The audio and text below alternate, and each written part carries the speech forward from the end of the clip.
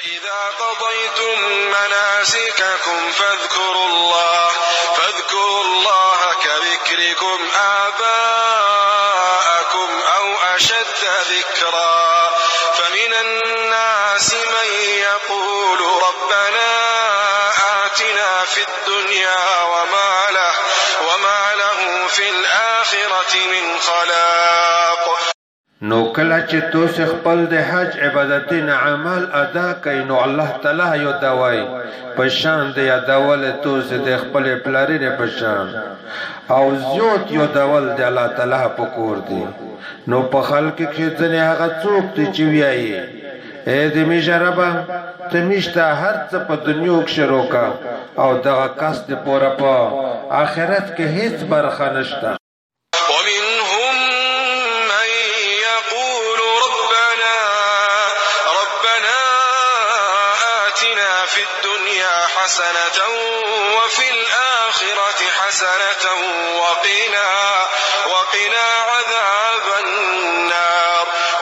او په دوی کې بعض هغه څوک چې ویایي اے د میجربا میشته په دنیا کې نعمت روکا او په آخرت کې هم نعمت روکا او میش د یور د عذاب نه وساته. أولئك لهم نصيب مما كسبوا والله سريع الحساب. دغه کسون دی چې د دوی د پوره د دوی د کړلې نه کوي عملونه په سبب لویه برخه ده او الله تعالی ډېر زر حساب کوونکی دی. واذكروا الله في أيام معدودات فمن تعجل في يومين فلا إثم عليه ومن تأخر فلا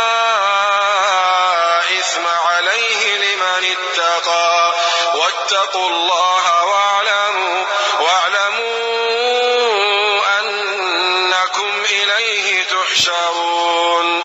پشمیرل شوی ورته کې الله تعالی یو دوای پس څوک چې په دوی ورته کې زر لوړ نو په هغه هیڅ ګناه نشته او چا چې تاخير وکړ او په ده هم هیڅ ګناه نشته. د هغه چا د پورا چې تقوا یې غوړه کړې وي او د الله تعالی نه ویریږي او په دې پوه شي چې یقینا تاسو به خاص هغه الله تعالی ته ورجمع کېدل شي.